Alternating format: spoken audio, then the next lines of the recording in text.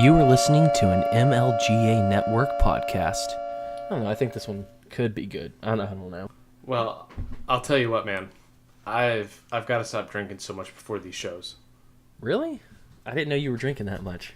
I mean, I haven't noticed, so I mean, good job on that. But why do you have to stop?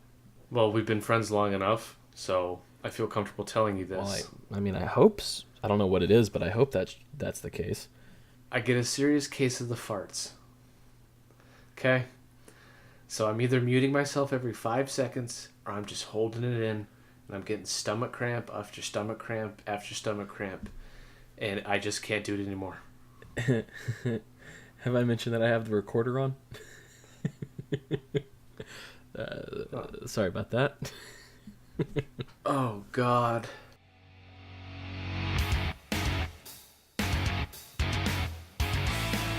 Welcome to Make Liberty Great Again, the best damn Liberty podcast that you've never heard of. Phil and I will be your guides as we peer into the ridiculous reality of our society and our government. Let's get to it. Hi everyone, thank you for tuning into today's episode of Make Liberty Great Again. Too free, too furious. I'm your host Cam Harless, and joining me today, as always, is my co-host, Phil Padilla. There's no such thing as too free, but boy, we're furious today. Well, what's stuck up your craw, boy? Well, to start everything that you just said, but I digress. Let's get to the real issues at hand. Can we talk about the Constitution? Oh, you mean the sacred texts? The sacred texts that totally work and should be respected because we haven't totally at all lost any rights since it was ratified back in the day. Yep, that's the one. But we have to talk about the Constitution in some sense because the Electoral College is back in the news again. The Electoral College, the one college that Bernie doesn't want to pay for. Hey-o! Right. The 2020 Democratic presidential candidate, Kamala Harris, recently came out in favor of abolishing the Electoral College. Original. Right, and she made this statement on, of all places, Jimmy Kimmel Live. You know, it's really absurd that these political turds, and they are all turds, make these late night rounds like some celebrity pitching a new movie. And all the Stockholm Syndrome viewers, that's you, average American voter, just eat it up like candy. Yeah, I mean, that's definitely frustrating. What's more frustrating is that these people just simply have no idea what the purpose of the Electoral College is. Either that or they're purposefully ignoring that just to push for full-on 100% democracy, which would be categorically and catastrophically bad for the U.S. as a whole. It's probably the latter, buddy. I mean, let's get right down to it. Democracy is just a bedazzled word for mob rule.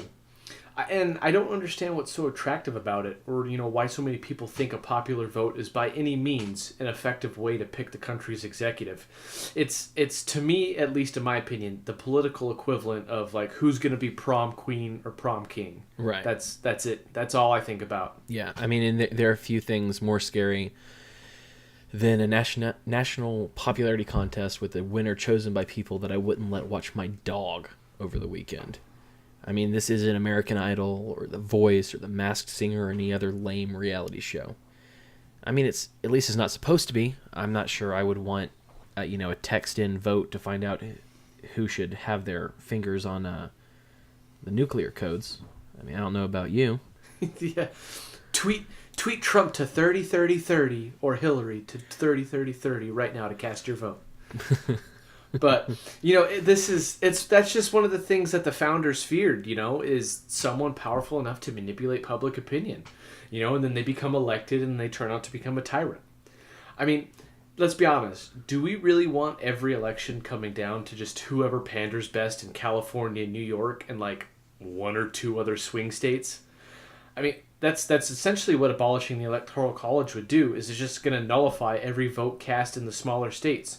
Their representative voice, like New Hampshire, Connecticut, places like that, is gone. Just silenced. Right, but that's the point. I mean, of all of the ones who've come out in favor of it over the last couple of days, or even really the last 2 years, you know, Bernie, Pocahontas, Harris, I mean, they're pushing this because they know that if the only ones that the only people whose votes really counted were the ones in New York or California, they would win. I mean, that's the only way, from my estimation, that's the only way they can win. But, let's not forget that people out there are really stupid. I'll never forget. Just like 9/11. I mean, just a couple years ago, I was told by a guy that I knew in college that the Electoral College literally only existed because horses were slow and getting votes to DC to decide things quickly was just, an impossibility. I don't even know what to say to that.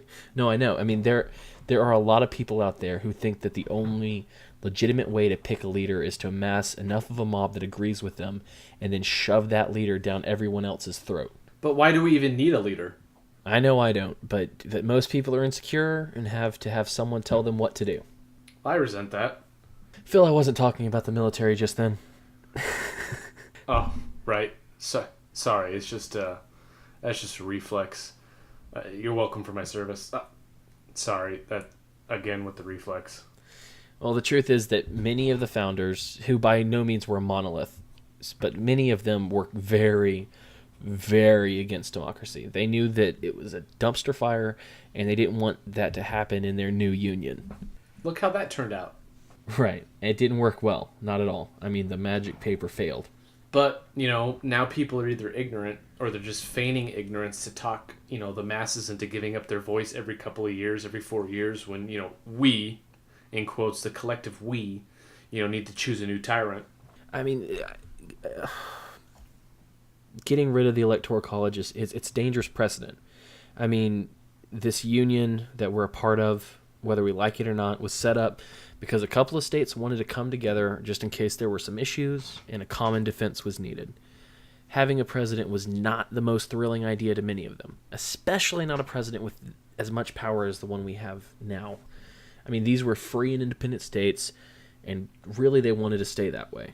But, as we all know, that didn't last. And making it so that the illiberal masses choose the senator rather than the state diminished state power even more when it came to federal supremacy. Right, and the Electoral College and nullification are the last little bits of that hope. I mean, if we were to get rid of that and let all the socialists in California choose who lords over us, we will not be in a good place. But then again, maybe we'd finally get real socialism with liberals controlling everything in perpetuity. Right. It's nice to have something to look forward to. Speaking of looking forward, that's something that Bernie Sanders, your favorite bobblehead? My favorite bobblehead, did not do recently. I heard about this.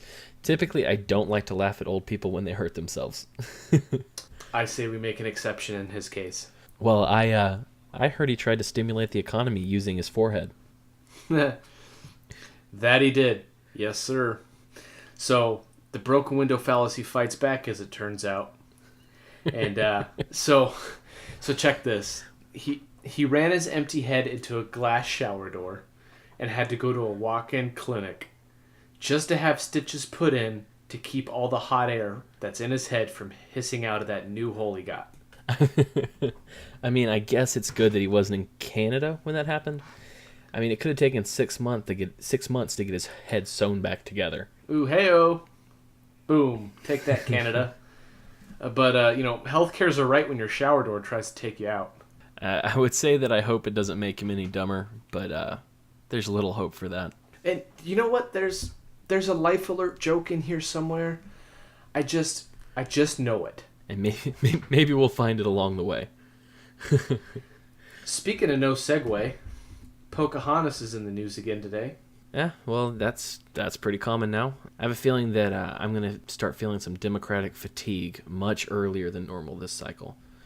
But you know what? What did she say this time? Well, she's trying to pay for votes, not with $1,000 a month, but in her own way, which is disturbing because this is becoming more and more common with these, candidates trying to buy votes. Right. And I mean, like you said, Yang's trying to buy votes, with a $1,000 a month subscription, and Bernie's trying to make everything free.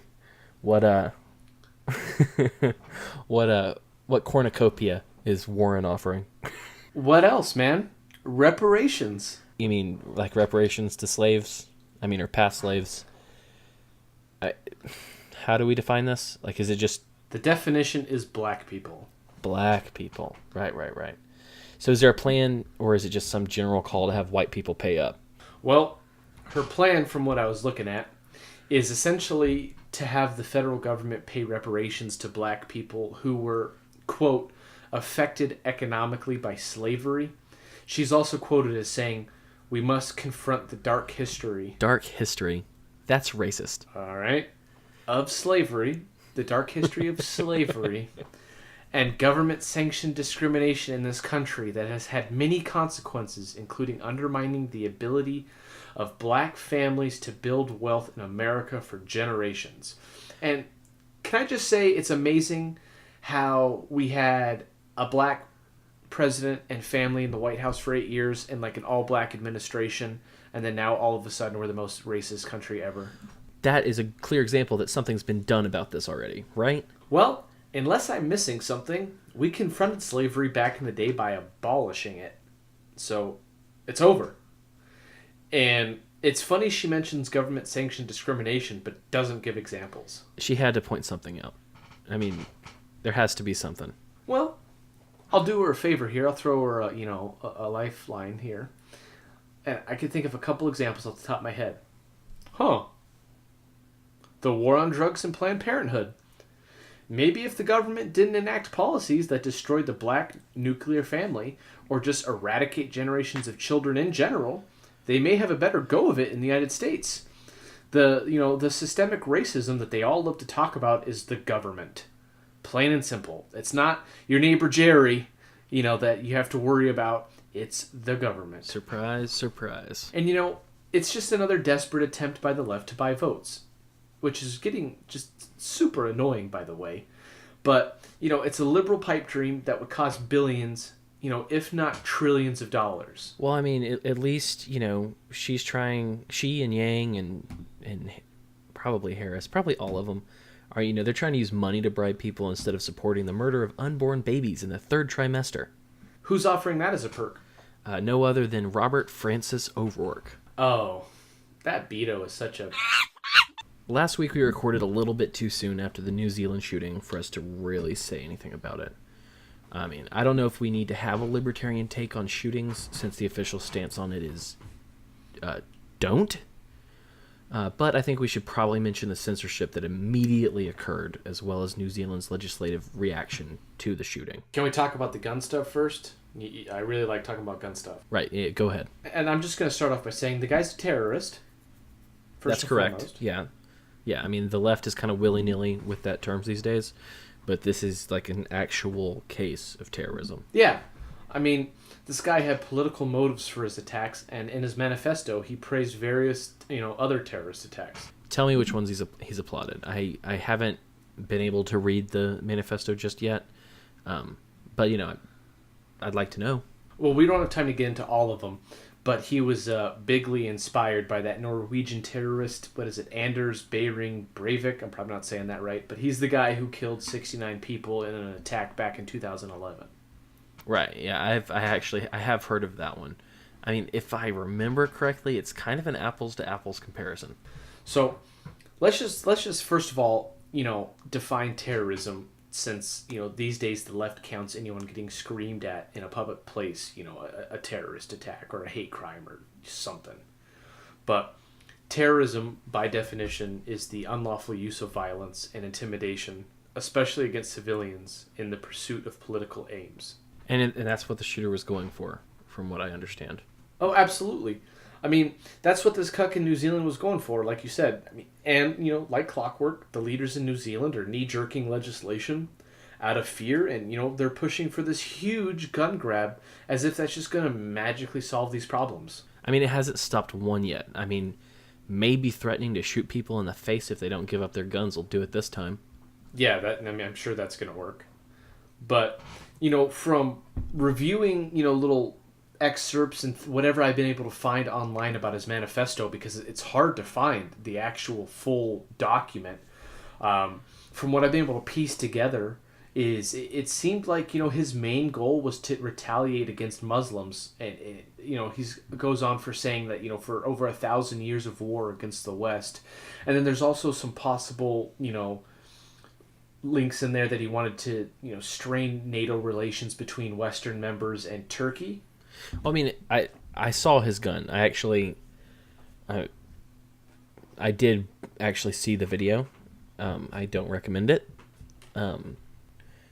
I think the most disconcerting thing about the video is that it legitimately looks like a video game, and that in and of itself is disturbing. But having seen the video, I saw the dude's gun, and he actually apparently posted some pictures on 4chan of it. But on that gun, he actually had specific references and mentions of different Muslim groups being fought off by white men a long time ago. Yeah, and we know that straining those NATO relations, like we just mentioned a moment ago, it's not going to happen. This will be simply, and has been, condemned by just about everybody. No big surprise there.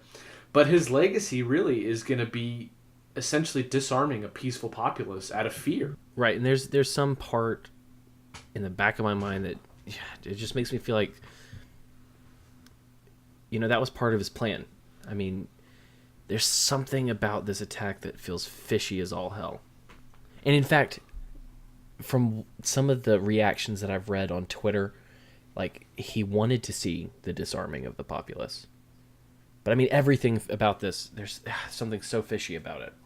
Right. I've also seen things floating around online about how he wanted to, really have an impact on the little culture war and strained relations that we're having here right now in the U.S., that he really wanted to have an impact on that, which, I'm sure the left is more than happy to give him, his day for that. But, I got to ask you, what to you seems so fishy about it? Because to me, it's all the censorship that just happened instantaneously. I mean, they won't even release his name. Right. I mean, I was watching what was going on Twitter as the shooting was in progress, and as the police were kind of sussing out what was going on. If you aren't following Nick Monroe on Twitter, that's at nickmon1112, NICKMON1112. If you're not following him on Twitter, you should be. I think I've heard of him. As far as I can tell, he's just some sort of like journalist, right?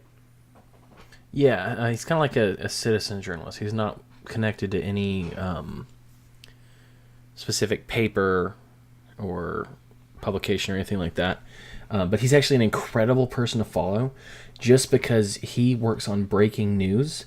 But while he's doing that, he Twitter mines as well.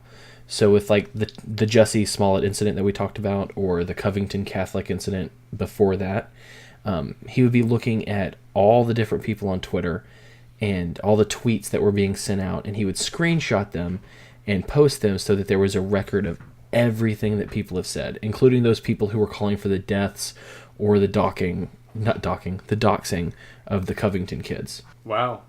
That's definitely important work. I mean, I agree. I mean, he had actually seen some of the early things going on with the New Zealand shooter on 4chan, and he quickly found the video and the manifesto, and he put it on Twitter because that's newsworthy.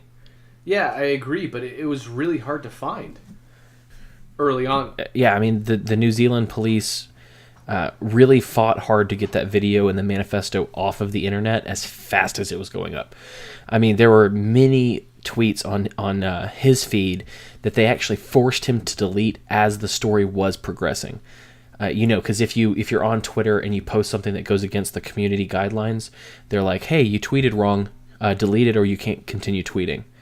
I mean, not to mention that New Zealand and Australia, I mean, immediately made moves to remove access from 4chan across both of the nations. Not to mention, and this is something that I found out today, they are actually threatening to jail people who have shared the video or the manifesto. Yeah, I just saw that too. I mean, this is some serious Orwellian, Big Brother level real-time censorship. I mean, you can't I mean, we know Twitter's agenda, but I mean, it's crazy to me that they just scrub the internet of any trace of this.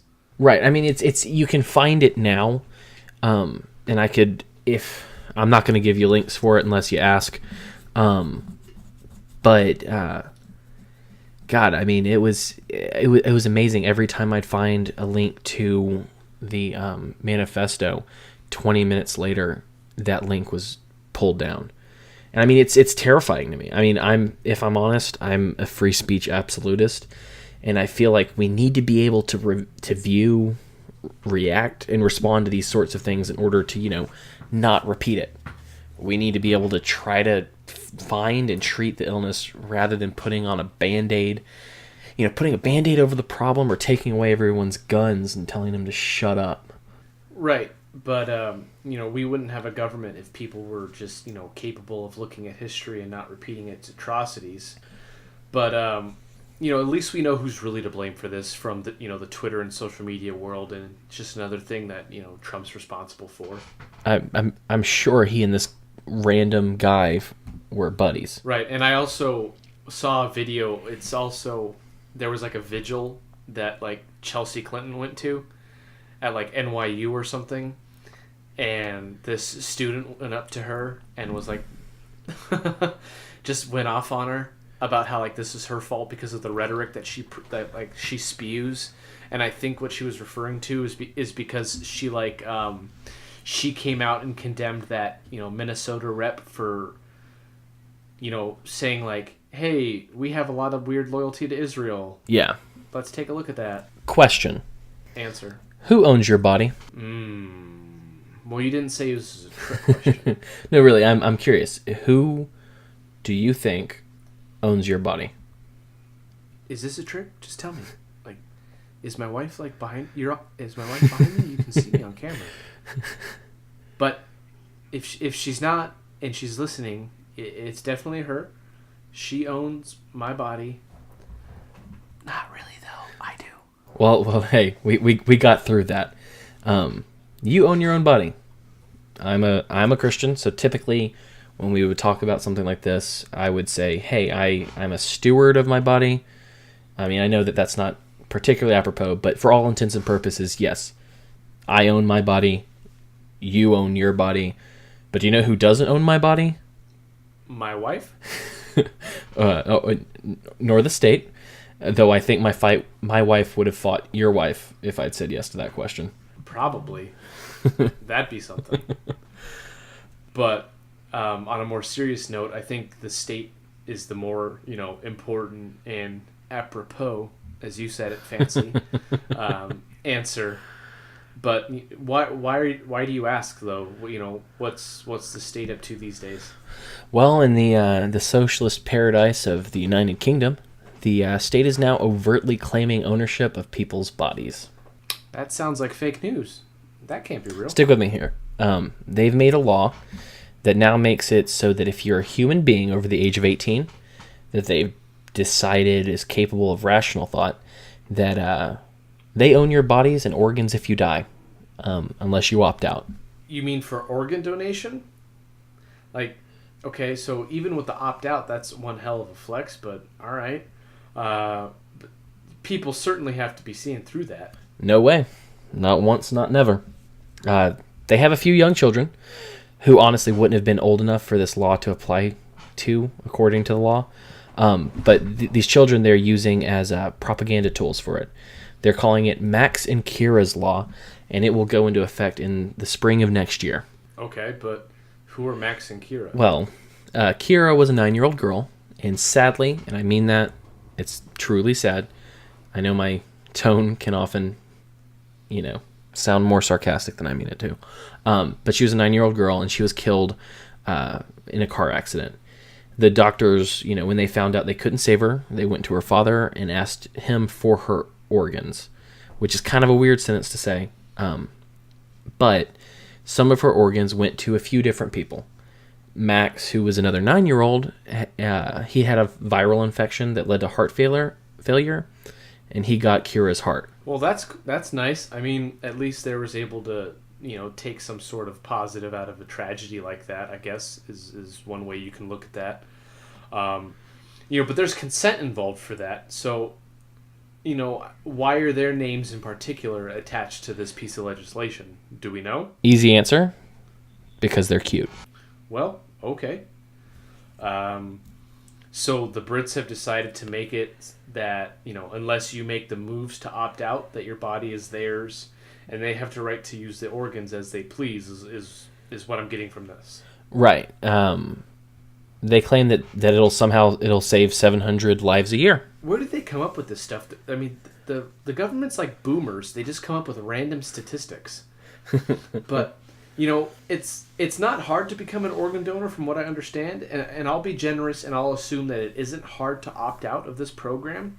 So that begs the question, why do they think that people who weren't organ donors before won't just opt out now? I would guess that they're betting on laziness or apathy. I mean, there's no telling how many people will find this to be an affront to their sensibilities, or if they'll decide that they don't want someone else deciding what to do with their bodies when they're dead. Well, I mean, I don't like that. To me, it seems predatory. And, they're either preying on laziness or apathy, as you said, or, perhaps it's just ignorance. I'm sure we could poll, a sample of people and they'd have absolutely no idea about it, just like you could do here in the U.S. with just about anything. Right. I mean, and we'll see how this pans out. But the idea that the state would just presume that your organs are theirs to use is a little more than disconcerting to me. I hear you there. I mean, like I heard about this happening in one of the Nordic countries, or Sweden or something, sometime last year, and I had the same reaction I'm having right now. But do you want to hear something that's a little more disconcerting that I ran into while looking into this? Boy, do I. I mean, this isn't even a virgin idea in the U.S. They've considered this legislation and they've had people write bills for it in Connecticut, Texas, Colorado, and Pennsylvania. Well, most of those states don't surprise me very much, but I mean, except for Texas. I mean, what the hell? Right. I mean, that's a little scary. I mean, Texas is the one, they're always talking about freedom and guns and no one messing with Texas. But you know what? I'm about to get into the weeds. I'll allow it. The real answer to this problem, this lack of organs going around to help people who need them, the problem's the state. Oh, you don't say. I do say. Do you know what the right answer to this question is? Give people the right to their bodies back. Let people own their bodies. Let them decide what happens to their organs when they die. Allow them to sell them when they die. As someone who doesn't have much when it comes to finances and doesn't have nearly enough life insurance, I would love to be able to have some sort of policy or agreement that allows me to sell my organs when I've died, so that I can leave some money to my family when I'm dead. That doesn't sound, too crazy to me, but, I bet it sounds crazy to everyone else, and it's definitely going to sound crazy to the state. Honestly, I don't care anymore. There's a black market for organs out there, and that black market is funded, and the prices are decided by shadow markets and organ harvesting, since the state won't let people make decisions about their own bodies. Of course, the price would adjust once it became illegal, but at this point, I mean, I could get a couple $100,000 more to leave my wife and children when I die, and I'm not able to do that now. But, I mean, you don't want to be nice and just give all your money away? I mean, I would love to be able to do that. But, I mean, if there's one more chance to be able to take care of my family when I die, I want to take that. I mean, my body, my choice. Ooh, I see what you did there. Well played, buddy. But usually those words, they mean taking the life of someone else due to inconvenience. I mean, you're not wrong. But, I mean, in this case, it's actually legitimate. So it kind of sounds like the answer to this problem, like most problems we discussed, is a little thing called freedom. Absolutely. But, we got into the weeds. We talked about some idiots. So it's time to cleanse our palates a little bit. And we're going to have another little game. We went weed whacking. Yep, we have another game. I'm doing it based off of your game last week. I'm going to call it Mommy's Alt-Right, Daddy's Alt-Right. They just seem a little weird. Surrender. I think that's how the song goes. Right. So we're going to do a similar thing to last week. You gave me some feminist terms, and then I tried to define those. Okay. So I've got some alt-right terms for you today, and I'd like to see what you think they are. All right. Well, imitation's the sincerest form of flattery, from what I'm told. That's what I hear. So here, I'll get you started with something you probably know. All right. I like it. How about the term wrong think? Wrong think? Yeah. And this is a term. Okay, so wrong think is a term that the alt-right uses. Right. All right. So the definition of wrong think, I'm gonna have to say, is not thinking like the alt-right. No, the wrong think is an idea or a claim that's most likely true, but silenced by the powers that be on the intolerant left. Some examples include the idea that there are no intrinsic differences between men or women, the idea that there are quote-unquote only two genders, or the idea that immigrants commit more crimes and Islam is an inherently violent and misogynistic religion. This did come from a leftist rag, by the way. Okay. So they really could have just said, like, opinions and facts is wrong think. Okay. Right. Facts, wrong think is when you say something that could possibly... I'm not going to speak on the veracity of those claims necessarily, but... well, like only two genders. We know there's right. only two genders. Right. So We know that. Right. And so you say that there's only two genders. That's wrong think because it doesn't align with the left. All right. Here's the second one. What is Chad? Is that an acronym? No, it's not. No, it's Chad. Chad. I'm going to say Chad is, by definition, the guy that nobody likes, that we all talk about behind his back, and smells like Axe body spray. Right. It's Chad, or apparently the full name is Chad Thundercock. Is a derogatory name given to attractive men who are sexually successful with women. Okay. That's all right. Well, I mean, you've seen those memes. Okay, here's one that's going to throw you, I promise. Gulag. They're all throwing me right now, but Gulag, I'll just say communist prison where, political enemies of the state go. Right. It is, but this is actually a portmanteau of Google and Gulag. Goolag. What? So obviously, Gulag is a USSR era prison that the enemies of communism were thrown into. But it's an implication that Google is a Stalinist dystopia and doesn't tolerate thinking outside of its left-wing ideological echo chamber. All right. All right, I can see that. That's fair. I'm going to move on to... here's one. Femoids. Femoids? Yep. Can you use it in a sentence?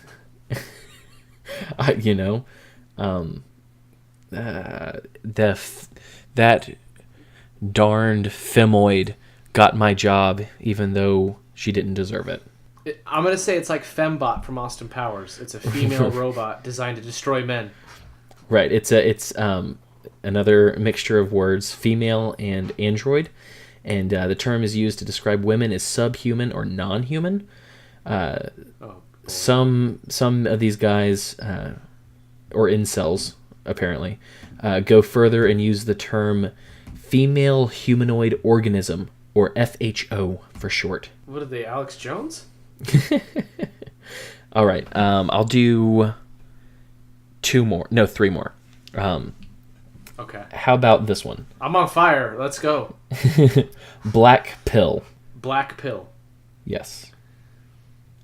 Okay. I'll lead you a little bit. You've heard of the red pill. You've heard of the blue pill. What's the black pill? I was gonna say, you take the black pill and it makes you want to pay reparations. Boom. Answer. Well, the red pill means you leave the matrix. The blue pill means you stay in the matrix. But taking the black pill, it's nihilism, essentially. It means seeing that the whole system is broken and the only solution is to refuse to engage with it all. Which actually, I said it was nihilism, but not according to their definition. Their definition of nihilism is like anarchism from this definition that I'm reading. But what they mean, like when I've heard of people being black-pilled, it's a very nihilistic thing. These are such angry little nerds, man. Like, what are they doing? Okay, how about this one? Trans trender. I'm going to say someone who's trans because it's trendy. Bingo. Bam. You did it. Ooh. Okay, last one. And this is probably my favorite because I've never heard it before. Geodis. Oh. F. Geodis. What else ends in Otis? I'm drawing a huge blank here. Okay. Yeah. You know, you got me. You stumped me on this one. you know POTUS? POTUS, yeah. President of the United States. Geodis stands for... Okay. You gonna try it now? Geodis. Geodis. Is it like GEOTUS? Yes. Gay employee of the United States? No, it's specific about Trump. God Emperor of the United States. That's awesome.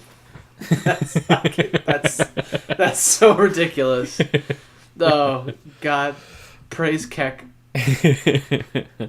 All right. Well, that's all I've got for you on the game front. Good job, sir. Those were tough. I think I'm going to start using Geodis. Yeah, we have to now. With the misogynoir and the Geodis, those are my new my new favorite phrases. Yeah, misogynoir is great, and Geodis, that's good. I like that a lot. All right, folks. Thanks for having a bit of fun with us again and joining us on this adventure into the madness that is our world. You can follow us on Twitter, Facebook, Instagram, and Patreon by typing in "This is MLGA" all together. If you'd like to send us an email, type that again and add at gmail.com to the end of it. And please hit us up, subscribe, make sure to rate us on iTunes. It helps us grow and guarantees new episodes. Please, leave a rating and a review. We're really trying to push to get on the new and noteworthy section of iTunes, and we just need, ratings and reviews to help get us there. Also, we'd love to shout out our boy Kyle Anzalone and his podcast Foreign Policy Focus. The dude is just steeped in knowledge, and he's following every thread that he can find when it comes to world news and who the U.S. is bombing across the world. And, don't forget that he has a website dedicated to that news, as well at immersionnews.com. Again, that's immersionnews.com. And between him, Will Porter, and many others, there's just a well of knowledge and investigative journalism going on. You don't want to miss it, I promise you. Right, and if you like Scott Horton, you're gonna love Kyle. I know I do. But definitely check him out. But let's not forget some important people. Our newest patrons on Patreon, good old Brian T and Derek D. Welcome to the Sane Space, buddies. Right, and Derek, I hope that knee gets better. I hear you have to get surgery on another one, but we're pulling for you on that. But thank you guys. Yeah, get well soon, buddy. You're making this thing possible. And they're also part of our super secret group. And it's banging in there. It's pibbity popping. Or, it will be when you join, our loyal audience out there. So just make sure you check out our Patreon at patreon.com/thisismlga. And don't forget to check out the MLGA Network. We're a small and scrappy group of libertarians, and we share all the best liberty podcasts on mlganetwork.com. Make sure to check that out. And, we have even more original shows coming your way soon. And there may be a special episode coming out that talks about one of those. So keep an ear out. All right. And as always, we're happy to be here, and we're happy that you're with us. Stay sane.